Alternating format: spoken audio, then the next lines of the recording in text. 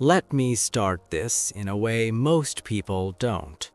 Not with statistics, not with advice, not with a warning, but with a moment. It's early morning. The house is quiet. The sunlight comes through the kitchen window the way it has for decades. You reach for the coffee mug you've used for years, the one with the tiny chip near the handle. And as you turn, you feel it, that slight hesitation in your balance. Not dramatic, not a fall, just a pause. A small, almost invisible signal that something is changing. And later that week, your daughter says gently, "Dad, maybe we should start thinking about next steps." Next steps. Those two words can feel heavier than anything else in the room, because you know what she means. She doesn't mean a new hobby. She doesn't mean a vacation. She means the conversation, the one about whether you can still live here. And maybe you brush it off, maybe you laugh, maybe you say, "I'm fine." But that night, lying in bed, you stare at the ceiling and wonder, "Am I? And if I'm not, what happens next?" This is the point where many families rush. One fall, one hospital visit, one forgotten stove burner, one missed medication, and suddenly the word nursing home enters the conversation like a final decision instead of one option among many. Here's what I want you to understand clearly. The decision to leave your home should never be made at the speed of fear. Fear compresses time. Wisdom expands it. Aging doesn't arrive like a storm. It creeps in like dusk, gradual, subtle, almost polite. You start choosing the downstairs bathroom more often. You stop carrying laundry up the stairs. You hold the railing with both hands instead of one. You sit down when getting dressed. These are adjustments, not failures, but adjustments can feel like warnings. And for your generation, the generation that worked hard, that didn't complain, that handled problems quietly, asking for help can feel like surrender. It's not, it's strategy. There's a powerful difference between losing independence and redefining it. Losing independence is when someone else makes every decision for you. Redefining independence is when you decide what kind of support strengthens you. Most people don't realize how much control they still have in this stage of life.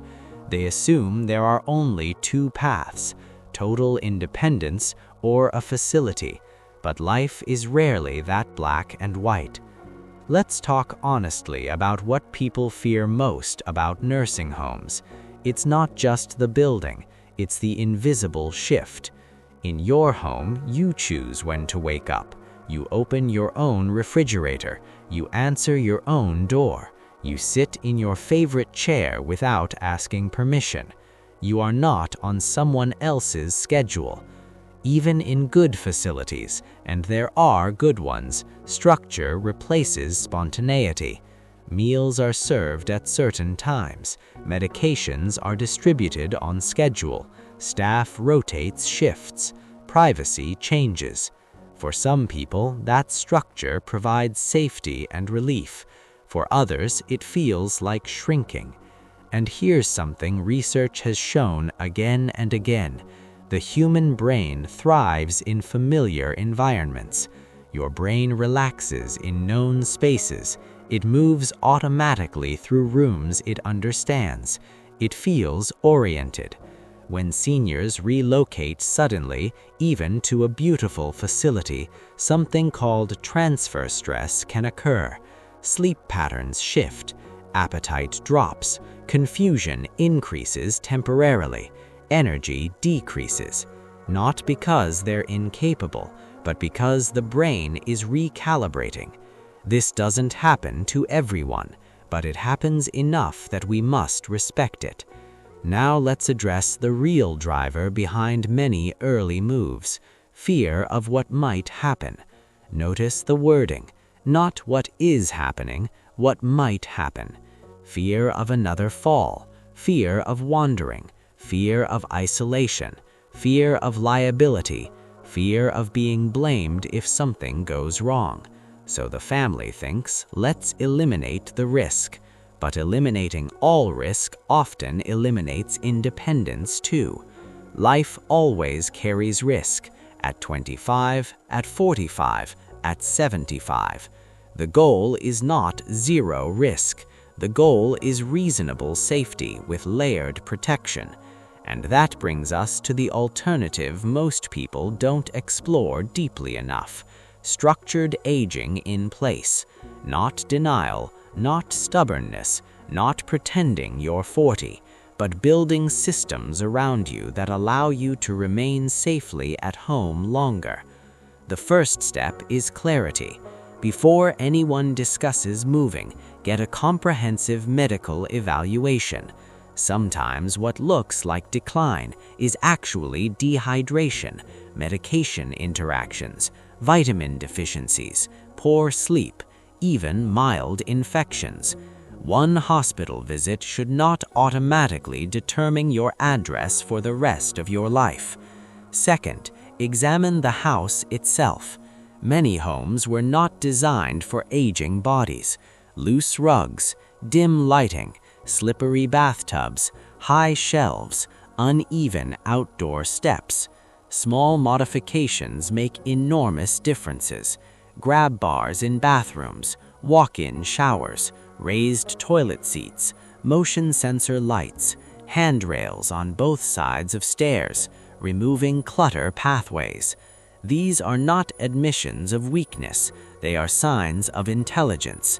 Often, the cost of these upgrades equals just a few months in a facility, but the benefit can be years of extended independence. Third, consider in-home support and start small. Many people imagine in-home care as full-time nurses at enormous expense.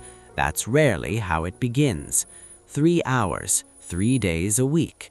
Help with bathing safely, meal preparation, laundry, medication reminders, transportation to appointments. The goal isn't to take over your life, it's to reinforce it. And here's what's powerful: you remain in control. You choose the agency, you choose the caregiver, you set the schedule. Support enters your life, but you remain the anchor. Technology also plays a role. Medical alert systems are not symbols of frailty, they are quiet guardians. A small pendant, a wrist device, fall detection sensors. With one button, help can be summoned instantly. For many families, this single addition changes the entire emotional tone of the conversation. Instead of "what if something happens," it becomes "we have a plan." Now let's talk about something even deeper: isolation. Isolation accelerates decline. Connection slows it. When seniors begin withdrawing, not driving at night, not attending events, not seeing friends, physical health can decline alongside social health. Community is medicine. Senior centers, church gatherings, walking groups, volunteer opportunities, meal programs. These are not luxuries, they are protective layers. And then there's the fear almost no one says out loud: I don't want to be a burden. If you've thought that, you are not alone. But here's something important. Your children do not see you as a burden. They see you as responsibility mixed with love. When you hide struggles to protect them, you increase their anxiety. When you say, "let's plan together calmly," you reduce it. Shared planning builds confidence. Silence builds fear. Let me tell you about a woman named Elaine. Elaine was 79 when she slipped in her kitchen. No broken bones, but it shook everyone. Her son immediately began researching facilities. Elaine agreed, not because she wanted to move, but because she didn't want to argue. Then her neighbor, a retired nurse, asked one question: what if we fix the kitchen instead? They installed better lighting, removed throw rugs, added a grab bar near the sink, arranged for a caregiver twice a week, set up grocery delivery, bought a medical alert bracelet. 5 years later, Elaine still sat at that same kitchen table each morning, drinking coffee in her chipped blue mug. Not alone, not unsafe, but supported. One bad moment does not define your entire future. Now let's stay balanced. There are times when a nursing home or skilled care facility is absolutely the right choice. Advanced dementia with wandering, severe mobility limitations without support. Because here is something most people never say out loud. The hardest part about this stage of life isn't physical weakness, it's uncertainty. It's waking up some mornings feeling strong and other mornings feeling unsure.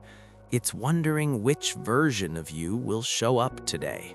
And uncertainty makes families nervous. But uncertainty does not automatically mean incapability. Let's go deeper for a moment. There is a difference between decline and fluctuation. Decline is steady, consistent worsening over time. Fluctuation is good days and bad days. Many seniors experience fluctuation, especially after illness, stress, medication changes, or lack of sleep. One bad week can look like permanent decline, but it isn't always. This is why rushing into permanent decisions after temporary setbacks can create regret that lasts far longer than the original problem. Now, I want to talk about something practical that rarely gets discussed: energy budgeting. When we are younger, we spend energy freely. We do errands, clean the house, cook dinner, drive across town, often in the same afternoon. As we age, energy becomes a limited resource, and when energy is overdrawn, mistakes happen, falls happen, forgetfulness increases, irritability rises. Sometimes what looks like "I can't live alone anymore" is actually "I'm exhausting myself trying to live the way I used to." That's not a housing issue, that's an energy management issue. What if instead of moving out, you simply stopped doing the most draining tasks? What if someone else handled heavy cleaning? What if groceries were delivered? What if laundry assistants removed one of the most physically risky chores? What if driving was replaced with scheduled transportation services? Suddenly, the same person who felt overwhelmed begins to stabilize. Not because they moved, because they adjusted the workload. This is the heart of structured aging in place. Reduce strain before it becomes a crisis. Let's talk about falls, because that's often the trigger. A fall shakes confidence more than it injures the body. After a fall, something changes internally. You start walking more cautiously, you grip furniture, you hesitate on stairs, and ironically, fear of falling can increase fall risk because your body stiffens instead of moving naturally. Balance training and physical therapy can dramatically improve stability. Strength training, even gentle seated exercises, improves reaction time. Simple daily movements can rebuild confidence. But many families skip this step. They assume a fall means permanent fragility. Often, it means temporary weakness that can be rehabilitated. Now let's address cognitive fear. Forgetting a name, misplacing keys, missing an appointment. These moments can feel terrifying. But occasional forgetfulness is not the same as dementia. Stress increases forgetfulness. Poor sleep increases forgetfulness. Anxiety increases forgetfulness. Before assuming cognitive decline, get proper evaluation. Sometimes what you're seeing is stress layered on top of aging, not irreversible disease. And even in early cognitive decline, structured in-home routines can extend safe independence significantly. Medication organizers, automated reminders, daily check-in calls, routine consistency. The brain loves predictability. Predictability reduces confusion. Now, I want to speak directly to the adult children who may be listening. Your fear is understandable. You don't want the phone call at 2 a.m. You don't want regret. But your job is not to eliminate every possible risk. Your job is to manage risk intelligently while preserving dignity. When you involve your parent in every decision instead of deciding for them, something powerful happens. They feel respected, and respected people cooperate. Now, let's talk about something few families prepare for: emotional attachment to objects. When seniors move suddenly, they cannot take everything. Furniture gets sold, books get donated, memories get boxed. That process can feel like erasing parts of a life. When aging in place is prioritized longer, downsizing can happen gradually. One room at a time, one drawer at a time. Stories can be told, photographs can be shared, memories can be passed on intentionally, not rushed. There is emotional health in gradual transition. Now, here is something else important. Many seniors fear loneliness more than physical risk. They worry that if they stay home with part-time care, they will become isolated. But loneliness is not solved by relocation alone. In fact, some seniors feel more isolated in facilities because they are surrounded by strangers instead of neighbors. Community must be built intentionally wherever you live. Scheduled visits, standing lunch dates, weekly phone calls, intergenerational interaction, purposeful routines. Purpose is protective. When a person still feels useful, whether mentoring grandchildren, volunteering, gardening, writing letters, or participating in church, health stabilizes. Purpose keeps the mind active and the spirit engaged. Let's talk about identity again. You are not just someone who needs help. You are someone who has lived decades of experience. When support enters your life, it should reinforce who you are, not replace you. A good caregiver doesn't take over. They assist, they ask, they learn your routines, they respect your preferences. If you prefer eggs instead of oatmeal, that matters. If you like the blinds half open, that matters. Small preferences reinforce selfhood. Now, let's explore worst-case thinking. Many families move parents because they imagine catastrophic scenarios. What if there's a fire? What if she falls and can't reach the phone? What if he forgets to lock the door? These are legitimate concerns, but each one has layered solutions. Smoke detectors connected to alert systems, medical alert pendants, smart door locks, neighbor check-ins, emergency response plans. The modern world offers safety layers that did not exist 20 years ago. Use them. Now, let's imagine two futures. In the first, after one frightening event, you move into a facility quickly. You adapt, but you miss your chair, your kitchen, your yard. Your routine shrinks. Your world becomes smaller. In the second, you modify the home, add part-time support, strengthen your body, install safety technology, and involve family in planning. You remain where memories live. You adjust, but you stay anchored. Which future feels calmer? Which one feels more like you? This is not about pride, it's about pacing. The speed of the decision determines the emotional impact. Now, let's address something practical again: timing. If you wait until a crisis forces your hand, options narrow. If you plan while relatively stable, options expand. You can interview caregivers calmly. You can compare costs thoughtfully. You can install upgrades without urgency. You can test part-time support before increasing it. Flexibility is greatest before emergency. That is the window you want to use. There is also a powerful middle ground many people overlook: trial periods. Instead of permanent relocation, some families try short-term respite stays after hospitalization. This allows recovery while preserving the home as the primary residence. Temporary does not equal permanent. Test before committing. Now, I want to slow this down again. Picture your living room, the light at sunset, the sound your front door makes when it closes, the smell of your kitchen. These sensory anchors matter. They calm your nervous system. They orient your mind. They tell your brain you are safe. That safety influences blood pressure, sleep, and mood. Familiarity is medicine, but so is honest evaluation.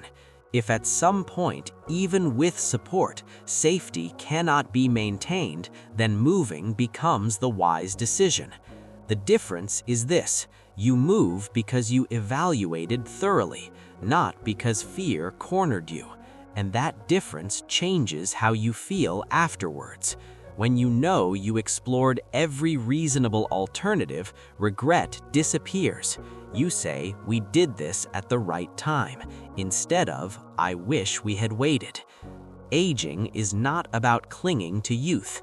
It's about protecting dignity. And there is one more layer we need to talk about, one that often stays hidden beneath all the practical conversations about grab bars, caregivers, and finances. It's grief. Not grief because someone has died, but grief because something is changing. When your body doesn't respond the way it once did, there is a quiet mourning that happens. When you realize you cannot carry heavy boxes like you used to, or drive long distances at night with full confidence, there is a subtle sadness that slips in. That sadness is normal. It does not mean you are weak. It means you are aware, and awareness is powerful. Many seniors feel pressure to be positive all the time, to say, "I'm fine," even when something inside feels unsettled. But honest reflection is healthier than forced optimism. You are allowed to say, "This is different." You are allowed to say, "This part is hard." The goal is not to deny reality. The goal is to respond wisely to it. Let's talk about control again, but in a deeper way. There are two kinds of control. The first kind is physical control, being able to lift, drive, climb, and carry without limitation. The second kind is decision control, choosing how your life adapts as circumstances change.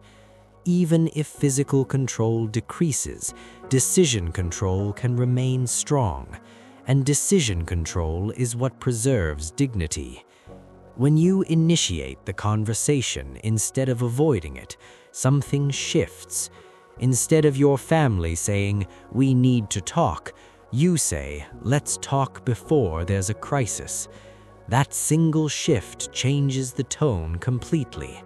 You are not being managed, you are managing the transition. Now let's explore something practical that many families overlook: gradual scaling.